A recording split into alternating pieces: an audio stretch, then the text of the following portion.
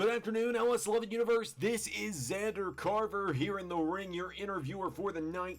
And welcome to the SummerSlam Season 4 press conference.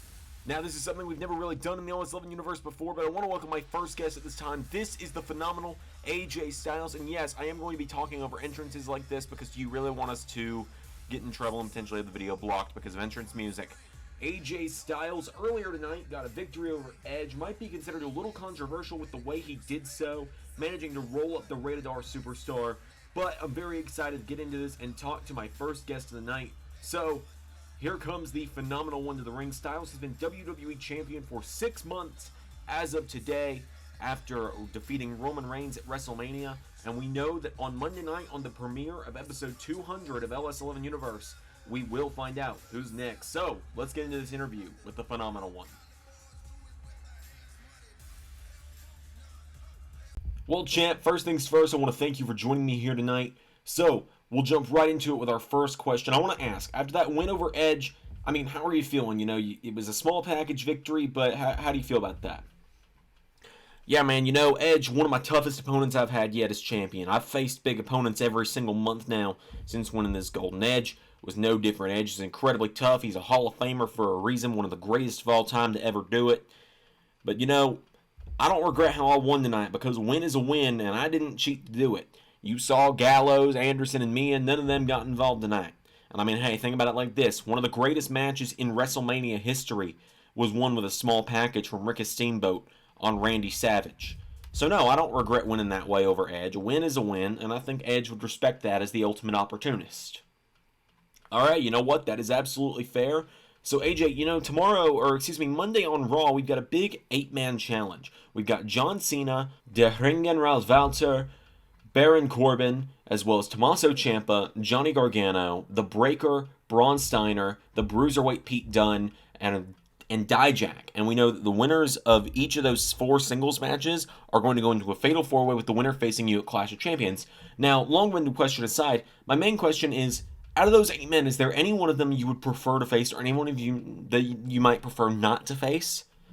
Yeah, you know what, honestly, I'm excited for anyone in that number 1 contender situation now. You know, I've faced a lot of them in the past. Pete Dunne and Walter, they gave me some of the biggest runs for my money back in NXT and for this WWE Championship right here. And so on Monday, I'm just hoping the best man wins. I hope that everything goes smoothly. I hope nobody cheats their way to the top. Of course, with guys like Baron Corbin and Dijak in there, maybe that's what's going to happen. But you know what? I think it's going to be exciting. And, you know, if you're going to make me pick a potential answer here, I'm going to say I'd like to face someone new, you know, but I wouldn't be upset about facing someone I faced in the past because I'd love to see the way that a guy like a Pete Dunne has improved since we last faced off at No Mercy, or a guy like Walter has improved since we faced off at Money in the Bank. But at the same time, there's guys in there that I've never faced one-on-one for this championship, like Dijak. I mean, look at him. You know, he and I have never gone one-on-one, and that'd be interesting to try and do. And then you got guys like Braun Steiner, a guy that I'm fully aware is going to be a world champion one day. I'd love to see him try and give me a run for my money. But yeah, you know, ultimately, I'm up for facing anybody. That goes for everyone on Raw. You want some of the champ, all you got to do is come get some, to paraphrase another legendary man on Monday Night Raw, and a man that could be my next challenger. But yeah, no, I would love to face someone new, but I'd also love to see how my past challengers have improved. Alright, so, I got one final question for you, champ, and then I will let you go. I know it's a busy night, I know you got a lot to do, I got a little bit to do as well. Oh yeah, I hear you're heading back to Atlanta tonight. Yeah, thanks for asking. So, yeah, final question, you know, this one a little out there, but, you know, we've recently seen the club reunite with Luke Gallows and Carl Anderson returning to help you fight Imperium back on the road to Money in the Bank. And then just last month, Mia Yim joining you to counteract Becky Lynch in your situation with Seth Rollins. So I gotta wonder, is there anyone else that the club might have their eyes on? Well, yeah, you know what? Right now, we're not really too interested in expanding. We're not really looking for anyone. You can't really say we're scouting right now, if that makes any sense. We're not really scouting, but, you know, we're always open for business. We're always looking to recruit if the timing is right, you know. Say someone on Raw really impresses us and they might have some interest in joining us, maybe learning from me, learning from Gallows, Anderson, or Mia Yim, and we think they would fit in the group pretty well. We think that we'd get along with them. hey, maybe there's room to expand. But right now, it's not really on our radar. We're going to keep our eyes open. There's some guys around here that I do find very interesting, but I don't know if they'd be interested in joining us or I'd be interested in them joining us. But yeah, at this time, I think the four of us have a good thing going, and I don't think that adding another member would do much. I mean, last thing we want to do is become a tyrannical group, wouldn't we? We already have one of those around here. Alright, well, AJ, thank you so much for being the first guest on the first ever press conference. I've got no further questions for you at this time. Have a good night, champ. I'll see you soon. Alright, thanks, man. See you around, everybody. Alright, so ladies and gentlemen, as the WWE Champion heads out, I would like for you all to help me please at this time welcome my next guest. He defeated the Breaker Braun Steiner earlier tonight, earning his first victory of the Season 4 run of LS11 Universe. This man is the Beast Incarnate Brock Lesnar, a former WWE World Champion in the LS11 Universe, and he's been very gracious to grant us his time here tonight. Brock Lesnar, the Beast Incarnate, was on an absolute run of destruction last season, and we never really got a chance to talk to him. It was mainly Eric Bischoff doing the talking last season, but now that Lesnar is on his own, he has granted us a very, very brief window to interview him here tonight, and so I'm very much looking forward to this. Brock Lesnar, a guy that, despite a lot going around, I've been a fan of him for a long time, and I'm looking forward to this. This is going to be one of my big dream interviews. So, let's get on with it. Let's talk to the Beast. Alright, so Brock, my first question. I'm going to stop you right there, Zander. Look, I don't care about your questions. All I'm going to say here tonight is that after all the bullshit I went through with the 20 victories thing last season, I got win number 20 today, so now I gotta stop jumping through hoops. Next stop is a world title and making millions again. And when I'm ready to fight for a world title, everyone on Raw or SmackDown's gonna know it, because I'll show up, I'll get the world title, and then I'll leave back to the farm again. That's it. No further questions at this time. Thank you all. Good night. Alright, well, have a good night, Brock. See you when we see you, I guess. Alright, ladies and gentlemen, time to welcome my next guest, I suppose. So, ladies and gentlemen, I guess at this time, please welcome the United States Champion and the man who's going to be speaking on behalf of the Six tonight. Please welcome the Scottish Warrior. Please welcome Drew McIntyre to the arena again. Drew McIntyre is fresh off of a title retention of that United States Championship over Kofi Kingston of the New Day earlier tonight. And now tonight, we're going to hear from him once again. Drew McIntyre, many consider to be second in command of the Six. Wielding his sword for the first time in a while tonight. Former Universal Champion as well. The second and final Universal Champion before that title would become the World Heavyweight title. But that's not what we're here to talk about tonight. We're here to talk to Drew about his win tonight. We're here to talk to Drew about his about the Six tonight. So once the champ gets in the ring, he and I are gonna have a little conversation here. So Drew, welcome to the press conference. So Drew, first questions first. I mean, you're here on behalf of the Six tonight. If you don't mind me asking, Cody Rhodes turned us down to be here. Yeah, I'll tell you why he turned you down to be here. Because the world champion doesn't have to deal with your shite. Cody Rhodes is taking a much-deserved night off after beating Karrion Kross. He's out with his beautiful wife Brandy at a much-deserved dinner celebration. Alright. So my first question then is going to be, are you worried about, any repercussions? I mean, man, you got involved in the main event of SummerSlam. Right. Repercussions. You think I give a damn about repercussions? Give me a better question. Alright, so earlier tonight, of course, we saw Raquel Gonzalez joining the Six. Do you guys have someone in mind for the next member? I mean, we know Cody Rhodes has had this obsession with Alba Fire as of late. Cody Rhodes is not obsessed with anyone. The only thing he's obsessed with is being the world champion all of the time. Being the best world champ of all time. When the Six wants to expand, we'll pick our next member. And, well, that's when we think someone's worthy of joining the Six. Alright, final question then, I guess. So, Drew, you've been a pretty dominant United States champion now for quite a few months, and, you had that dominant world title reign back in Season 1 as well. If the opportunity arose, would you be willing to challenge Cody to just, a friendly world title match? You know what? I'm done with this. I don't have time for this. I don't have time for your questions. I'm done here. Oh, well, alright then, Drew. Thank you for your time tonight. Whatever! Well, ladies and gentlemen, I guess welcome my next guest then. I want to thank him in advance for being willing to come out here early after the last two interviews got cut short.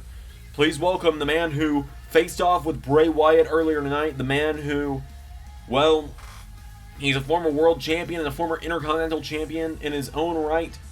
Johnny Gargano. Out next is my next guest. So, Johnny Gargano, we're going to talk to him about what's next. We know he's got this big matchup coming up. So, Johnny, welcome and thank you for being willing to come out here early after what happened. Oh, yeah, not a problem, man. Not a problem at all. Well, first things first, you look great. I was going to say the same thing to you. I mean, people tell us we look alike all the time. Yeah? I can kind of see it. I mean, we're handsome. We are handsome. Alright, so thank you for indulging me for a moment there. So, I gotta ask, man, we'll start off with the serious one. You are only the third man to face Bray Wyatt since his WWE return. What's that like? Yeah, Bray Wyatt, he's an experience to be in the ring with. He's an experience I wouldn't wish on my worst enemies. I mean, he's so different from the guy I faced years ago. A lot of people talk about how I was the first person to pin him after he came back and escaped from being the Fiend, and then all these years later, I saw my life flash before my eyes in the ring with him. It's weird. It's different. I really actually hope I'm out of his crosshairs. All right, well, we'll move straight on from that. We've seen over the last few months now, since you were both on Raw, we've seen it at pay-per-views a couple times, we've seen some stuff backstage happen. If you don't mind me asking, what's going on with you and Ciampa? Yeah, me and Tommaso, that's complicated. Tommaso and I have a very complex relationship and a very complex history, as many people know, and I think right now I prefer to just keep that complicated and private. Alright, that's understandable. I won't ask any further questions about that. So, on Monday, you've got a big matchup coming up. You're going to face off with the new European champion, Baron Corbin, and if you win that match, you're going into a number one contenders match for the WWE title later in the night. Yeah, that's right. So, I got to ask you, how are you feeling about that? Yeah, absolutely. I just mentioned that hopefully I've escaped Bray Wyatt now. So I'm focused on that at this point. I've never been WWE champion. Hell, I've never even fought for the WWE title one-on-one. My only shot was in the Elimination Chamber years ago. And I made it to the final two of that. I'd love to face AJ Styles. That's one of the big matches I've wanted for a long time. And I think there's a lot of guys in that situation coming up that I'd really like to face off with as well. Alright, so next question, because I've not had the chance to ask you about this, man. It's been months. After Rampage Brown left the way, has there been any talks between you and Candice and Indy about potentially adding a fourth person? Well, the way is like a family more than a faction. You don't just have a family overnight. If someone clicks, it happens. If it doesn't, it doesn't. Alright, final question. So we just recently saw tonight a new championship added to Raw, the European title. What do you think about that? Yeah, I'm interested. Because, Shawn Michaels, big mentor for me, one of the most famous European champions of all time. Held the WWE and European Championship at the same time. I mean, hey, I'd love to be only the second person to ever do that. And so, with Shawn being a mentor to me, and all the other greats that have held that title in the past, I'd love to become one of those. Alright, well, Johnny, I want to thank you for your time. Yeah, thanks for the questions, man. It was great having you here, as always, Johnny, and good luck on Monday. Yeah, thanks, man. See you on Monday. Well, ladies and gentlemen, please welcome my fifth guest at this time, the Tribal Chief, Roman Reigns. Roman is fresh off of a victory over his cousin Jacob Fatu earlier tonight in that big no-holds-barred match. He has granted us his time tonight to ask him He's given me a limit on how many questions I can ask tonight. The Tribal Chief, courteous enough to at least give us his time tonight. The former two-time WWE champion, gonna make his way to the ring. I've only been allowed 2 questions, and I'm gonna make them count, I promise. I'm gonna get the hard-hitting information. So I'm looking forward to hearing from the Tribal Chief tonight. He and I have never actually, in the almost 4 years LS11 Universe has been around, he and I have never actually had a full sit-down interview like this, so I'm very excited for this opportunity. So the Tribal Chief making his way down here tonight.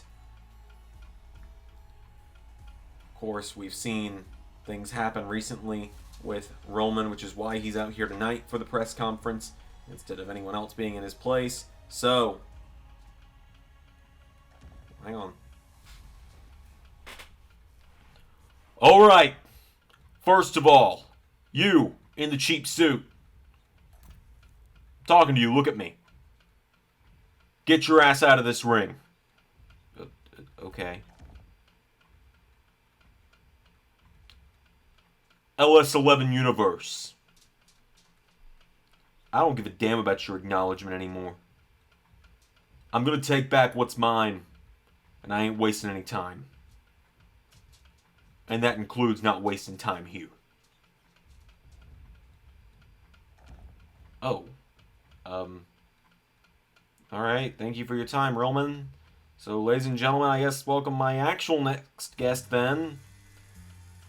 Please welcome the man who won the final battle tonight between himself and Randy Orton. Please welcome John Cena. I apologize for what happened with my last guest. I was told I was going to have time to give Roman 2 questions, but I guess not. So John Cena in the building now tonight, folks.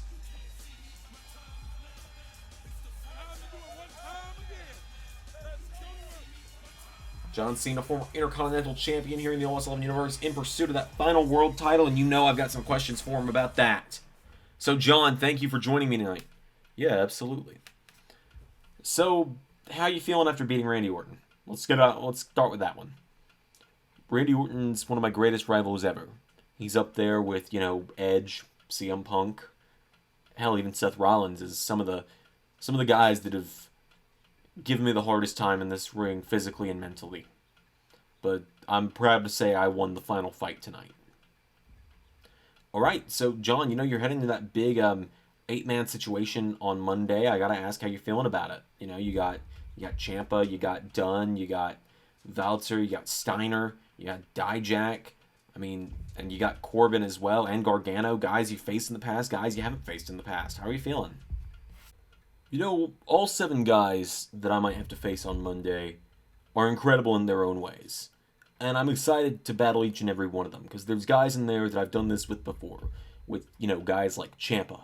But then there's guys in there like the new Intercontinental Champion, who I've never faced before, and it's going to be an interesting prospect, whether there's someone I've faced before or someone I haven't.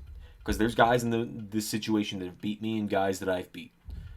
But we all know what I'm focused on. I've got 3 months left until I've agreed to retire if I haven't won that 17th title. So I'm feeling the pressure at this point. I know my clock is running out. You said it yourself recently. I don't have long. I've got 84 days from today. And if I don't win the number 1 contendership tomorrow, I can kiss about 28 of those days goodbye. Because I'm not just going to walk in and ask to be handed a title shot by AJ Styles. But at this point, I'm not going to let the pressure break me. I'm using that pressure, and I'm turning it into fuel for my race for that final world title, and proving to myself. I've heard from people all over the world that they think I'm the greatest of all time. I have to prove that to myself before I'm willing to even consider believing it. Alright, well that actually takes care of my next question, so let's jump ahead a couple here. You were on SmackDown for the longest time, for the entirety of Season 2 and Season 3, and now, you came to Raw, and I don't think many people expected you to jump brands at all. Yeah, I was surprised as well when I was told that Raw drafted me this season, and it was a surprise, but it was also exciting, because, I was only on Raw for about 2 months before, and so it's a whole new landscape here, as I was talking earlier, with all these new faces, and it's exciting to see what all the new opportunities that I've already had and what other ones lie ahead in these next few months, if these are really the final few months of my career. Alright, so I was asked this one repeatedly by some people that really wanted me to ask you this. My final question, and I'll let you go, John, because I know you're a very busy guy. Last year at Bad Blood, it's coming up on a year of this, you shocked the LS11 Universe by entering your match with Johnny Gargano as the Peacemaker. Do you ever see yourself doing something like that again? Yeah, that's a great question. Last year, Bad Blood, I did that. It was a lot of fun. It was. But, I wouldn't expect me to show up in costume again. I think the jorts life is the life for me whenever I'm in this ring. Last time, it was just fun because, Johnny Gargano wasn't a very nice guy at the time, and his whole thing was costumes and dressing up like characters. So I just at the time really wanted to get one up on him, one up that guy, kind of knock the smug look off of his face. Okay, yeah, I get that. John, thank you so much for your time tonight, sir. Good luck on Monday, just as well as I've said good luck to all the other competitors I've seen. Thank you for being here. Absolutely. Thank you for having me. Well, ladies and gentlemen, a special thanks to all of the previous 6 guests, but now, please welcome my final guest of the evening, the man I know many of you are most excited to hear me speak to tonight, the man you're probably most excited to hear from tonight. Please welcome Seth Rollins. Seth Rollins, the King Slayer, here tonight.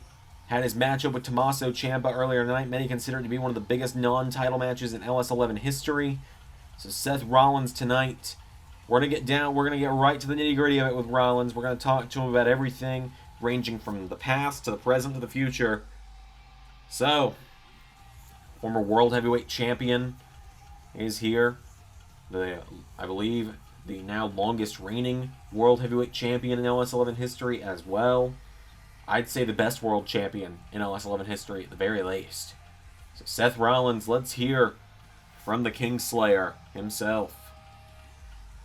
Very excited for this one. So Seth, thank you for joining me here tonight. First things first, let's talk about what happened earlier tonight with Ciampa. Yeah, let's talk about it, shall we? Yeah, I lost to Ciampa. And it feels like the wheels fell off. It really feels like the wheels fell off the minute I got to Monday Night Raw. Because what happens? I put on a 20-minute barn burner, a Match of the Year candidate in the first night of the season, and then Cody Rhodes shows up and cashes in. Edge shows up and ruins it, and then Cody cashes in. It happens, I guess, and then I go out injured. I go out injured for 3 months. After carrying that world title and SmackDown and this whole company on my back for almost a year as the World Heavyweight Champion. The wheels came off. What else can I say? I'm pinned at Extreme Rules. I'm pinned tonight. Have I even won a match since I came back? It doesn't feel like it, does it? Oh, okay. So Seth, my next question, look, here's my main goal right now. My main goal is to be the best world champion again in LS11 Universe. And there's only one way to do that, and that's to beat the best world champion in LS11 Universe. And to do that, I'm going to have to beat...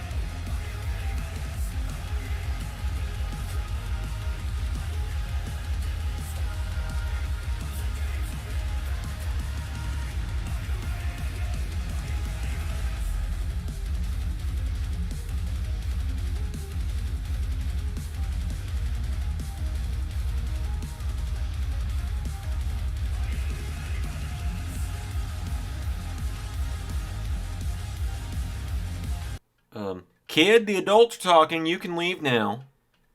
Hi, Seth. I'm sorry. You didn't expect to see me here, did you? What are you doing here, Omega? That's a great question. That's a really good question. Hell, probably better than some of the ones that interviewer was asking. I'm here because you mentioned beating the best world champion, and, well, Seth, I'm surprised you didn't know about this. I mean, it's only been teased as the biggest announcement in LS11 history. Because we always have to brand shit with WWE, don't we? Well, yes. I, as the AEW, and that stands for All Elite Wrestling, by the way, World Champion, have an announcement. Seth, you want to hear this? The reason that the champ of AEW is here is because on May 13th and May 14th of 2023, so later this year, only about 4 months for those playing along at home, we're going to have the first ever 2-night LS11 event. Night 1 will emanate from Madison Square Garden, the world's most famous arena, Seth, WWE's home turf. But night 2 from Chicago's United Center. Well, wouldn't you know that's AEW's home turf? And wouldn't you know, Seth Rollins, there's a war upon us. May 13th and May 14th. It's time to enter the Forbidden War. So Seth, why don't you start learning to win again? And when I still have this AEW World title, maybe WWE will think about you as challenging me. But we'll see.